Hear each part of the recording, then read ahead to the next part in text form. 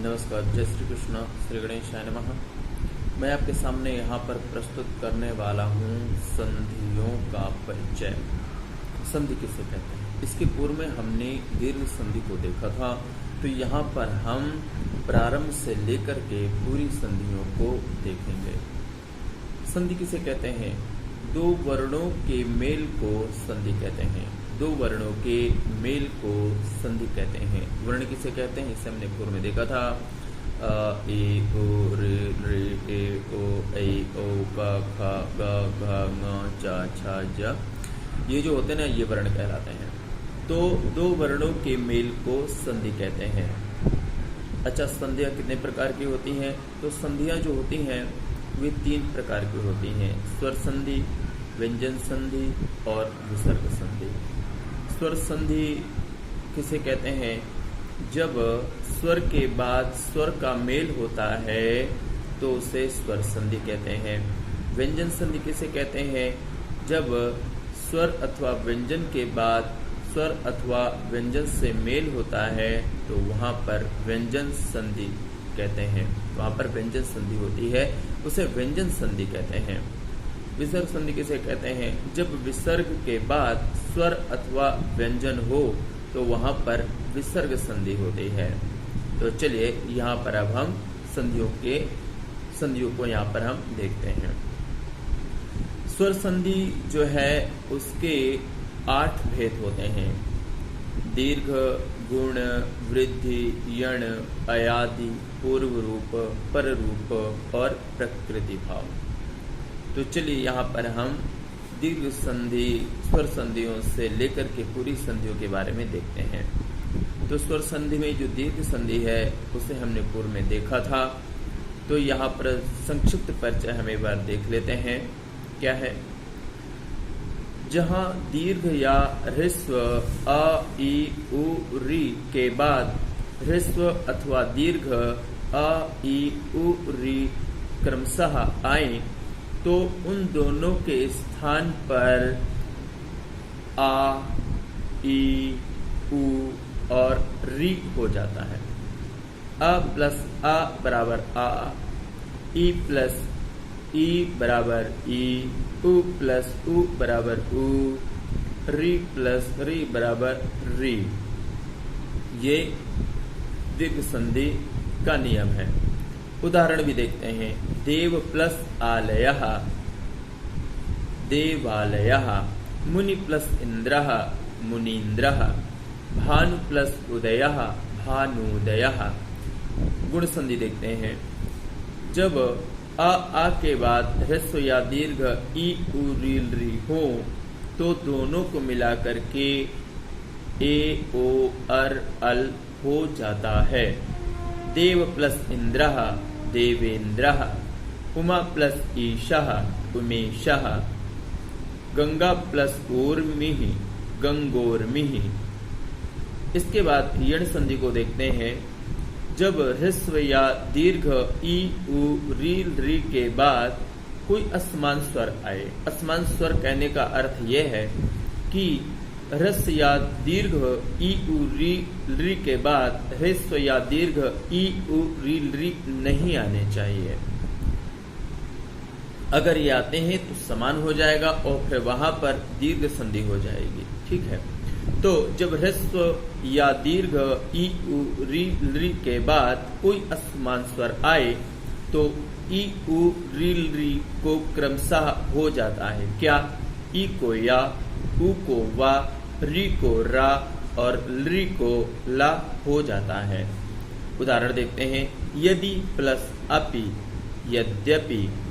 यहाँ पर यद, ई, यदि का जो ई है और इसके बाद अपि का आ, तो ई के बाद आ है, जो कि ई के बाद ई नहीं है और ई के बाद असमान है, तो इसलिए ई को या हो गया, तो बन गया यद्यपि। सुधी प्लस उपास्यः, सुध्युपास्यः। धात्री प्लस अंशः, धात्रंशः। साधु प्लस अपि, साध्वपि। सुधन आगतम, स्वागतम। अयादि संधि देखते हैं।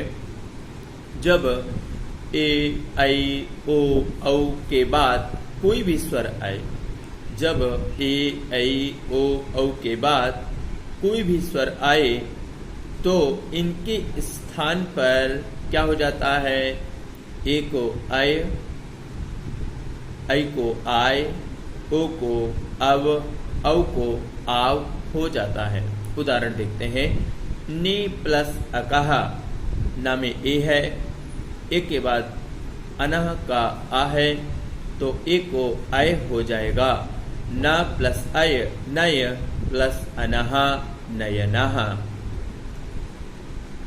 इसके बाद ओ प्लस अनह, ओ के बाद आ है तो ओ को क्या हो जाएगा? आय। ओ के बाद अनह का आ है तो ओ को अब हो जाएगा पा ओ अनह, पा अव अनह पवनः।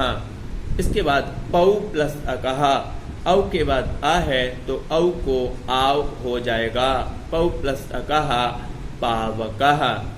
इसके बाद नई प्लस अकह, ऐ के बाद आ है तो ऐ को क्या हो जाएगा? ऐ को आय हो जाएगा। नई प्लस अकह नायकः। इसके बाद पर रूप संधि देखते हैं। जब अकारांत उपसर्ग के बाद ए या ओ से प्रारंभ होने वाली कोई धातु हो, जब अकारांत उपसर्ग के बाद ए या ओ से प्रारंभ होने वाली कोई भी धातु हो तो फिर क्या हो जाता है? पर रूप हो जाता है।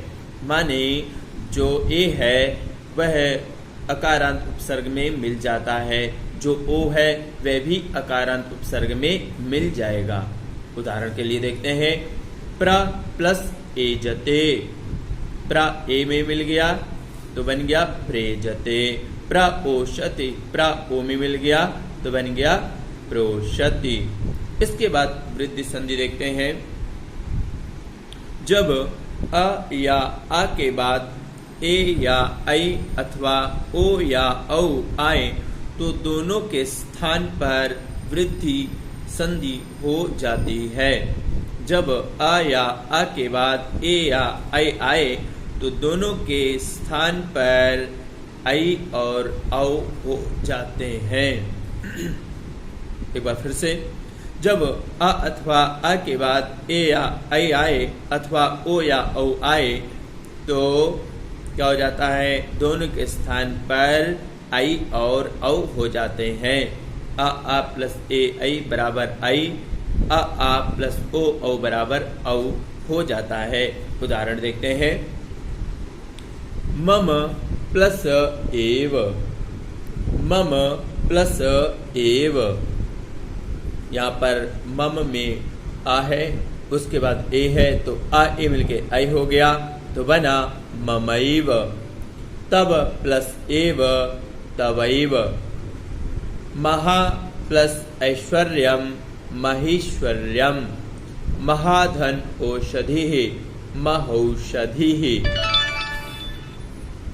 इसके बाद पूर्व रूप संधि को देखते हैं।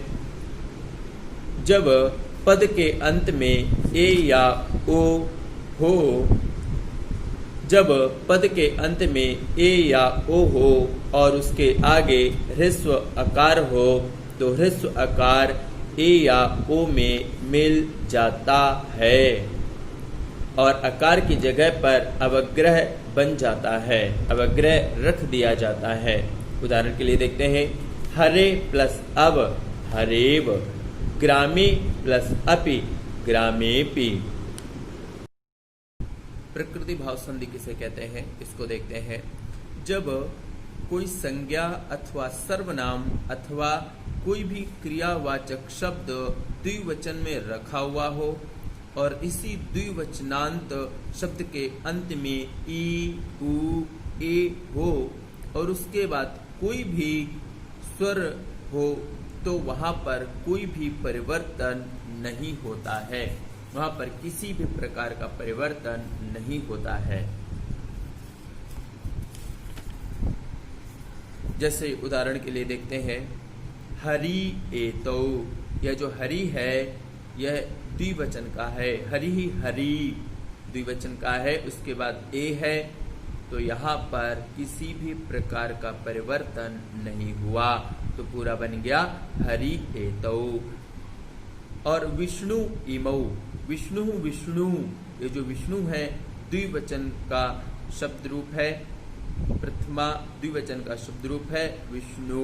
उसके बाद इमौ, तो विष्णु जो है वह द्विवचन का है, जो कि दीर्घ है, दीर्घ ऊ है उसमें, तो वहां पर किसी प्रकार का कोई परिवर्तन नहीं होता है, तो बना विष्णु इमौ। गंगे अमु, गंगे जो है ना, गंगा गंगे रमा के समान रूप चलते हैं, रमा रमे रमा, गंगा गंगे गंगा, तो गंगे जो है ना वह द्विवचन का शब्द रूप है। उसके बाद अ स्वर है, तो वहां पर किसी प्रकार का परिवर्तन नहीं हुआ, तो बन गया गंगे अमु। पचेते इमौ, देखो यहाँ पर जो पचेते है वो भी द्विवचन का क्रियावाचक शब्द है, पचते पचेते पचनते, ठीक है ना। तो पचेते द्विवचन का धातु रूप है। उसके बाद इमौ है, तो यहाँ पर भी किसी प्रकार का कोई परिवर्तन नहीं हुआ, तो बन गया, माने बना रहा पचेते इमौ।